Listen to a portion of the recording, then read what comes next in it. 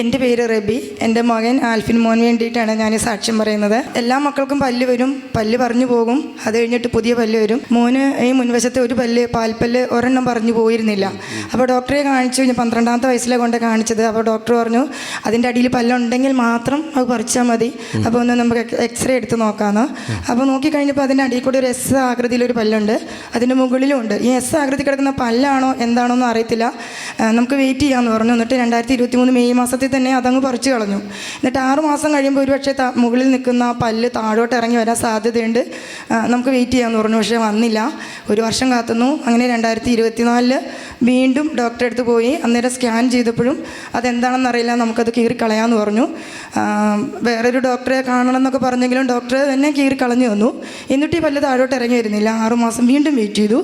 എല്ലാം കഴിഞ്ഞ വർഷം 2025 മെയ് മാസത്തിൽ വന്നപ്പോൾ ഡോക്ടർ പറഞ്ഞു നമുക്ക് ട്രീറ്റ്മെൻറ്റ് തുടങ്ങാം, പക്ഷേ കമ്പിയിട്ട് ഒരു സർജൻ വേണം മുകളിൽ നിൽക്കുന്ന പല്ലിനെ കമ്പിയിട്ട് താഴോട്ട് വലിച്ചു കൊണ്ടുവരാനായിട്ട്. അപ്പം ഒരു സർജനെ കാണണം. അപ്പം മാസാവസാനം മാത്രമേ ഈ ഹോസ്പിറ്റലിൽ സർജൻ വരികയുള്ളൂ.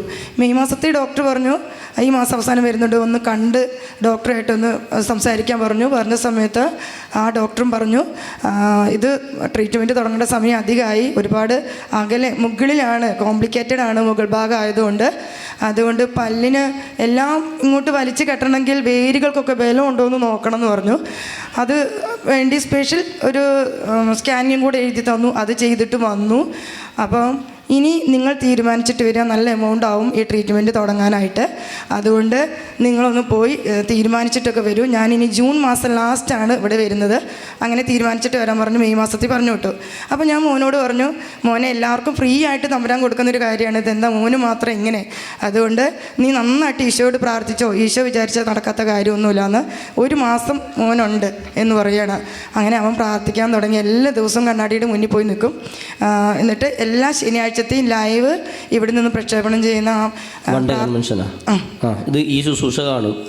ഞങ്ങൾ നന്നായിട്ട് ആ സമയമാകുമ്പോഴത്തേക്ക് എല്ലാം ഒതുക്കി വെച്ച് 7:30 മുതൽ 9:30 വരെ നല്ല ആത്മാർത്ഥമായിട്ട് സ്തുതിക്കും.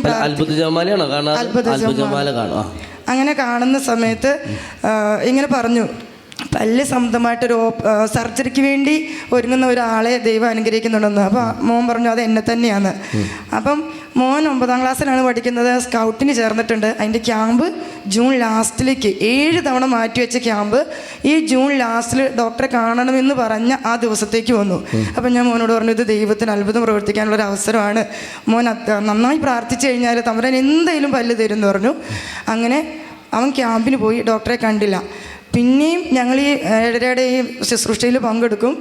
ജൂലൈ മാസം ആയിക്കഴിഞ്ഞു. ഒരാഴ്ച കഴിഞ്ഞപ്പോൾ മുതൽ അത്രയും കോംപ്ലിക്കേറ്റഡ് ആണെന്ന് പറഞ്ഞ പല്ല് താഴോട്ട് ഇറങ്ങാൻ തുടങ്ങി. ഒരാഴ്ച കഴിഞ്ഞപ്പോഴത്തേക്കും പല്ല് കുറച്ച് കണ്ടു ദേ ഫുള്ളായി. നല്ലൊരു കൈയ്യടി കൊടുത്തേ കണ്ടോ, അവൻ്റെ പല്ല് നോക്കിയ ഒരു കുഴപ്പമില്ല കണ്ടോ. ദൈവമേ നന്ദി. ഫ്രണ്ടിലത്തെ പല്ലേ പ്രൈസലോ കേട്ടോ, വലിയ സാക്ഷിയാണ് കേട്ടോ. അത്ഭുതമാല കണ്ടുപിടിണ്ടായി അത്ഭുതമാണ് കേട്ടോ. പ്രൈസലോ. ഞങ്ങളിത് ഈ ഒരു ശുശ്രൂഷയെക്കുറിച്ച് എനിക്ക് അറിയത്തില്ലായിരുന്നു. അപ്പം എനിക്ക് ജോലി സംബന്ധമായ കുറച്ചൊരു പ്രശ്നങ്ങളൊക്കെ ഉള്ളായിരുന്നു. ഞാൻ അയലക്കത്തെ ഒരു ചേച്ചിയോട് ഈ കാര്യങ്ങൾ പറഞ്ഞു. അപ്പോൾ ആ ചേച്ചിയാണ് എന്നോട് പറഞ്ഞത് ഇങ്ങനെ ഒരു 7:30 ഇങ്ങനെ ഒരു ശുശ്രൂഷയുണ്ട്, പങ്കെടുക്കാൻ. അത് ഫസ്റ്റിൽ കണ്ടപ്പോൾ തന്നെ ഞാൻ ഈശോയോട് ഇങ്ങനെ പറഞ്ഞു, ചുമ്മാതെ അങ്ങ് പറഞ്ഞതാണ്. എനിക്ക് ആ ജോലിയുടെ ഇത് എനിക്ക് ഈശോയിൽ വിശ്വാസമുണ്ട്, എല്ലാം ഉണ്ട്. എന്നാലും പറഞ്ഞു ഈ ശുശ്രൂഷ ആദ്യമായിട്ട് ഇത്രയും സ്തുതിപ്പൊക്കെ കണ്ടു കഴിഞ്ഞപ്പോൾ ഞാൻ പറഞ്ഞു ഇങ്ങനെ ഒരു സംഭവം നടന്ന ഞാൻ ഇവിടെ വന്ന് സാക്ഷ്യം പറഞ്ഞു. ഞാൻ ആദ്യമായിട്ടാണ് ഇന്ന് ഇവിടെ വരുന്നത്. എവിടുന്ന് വരുന്നേ? ഞങ്ങൾ നിലമ്പൂരിൽ. നല്ലൊരു കൈയടി കൊടുത്തോട്ടെ, വലിയൊരു അനുഗ്രഹം. Praise the Lord.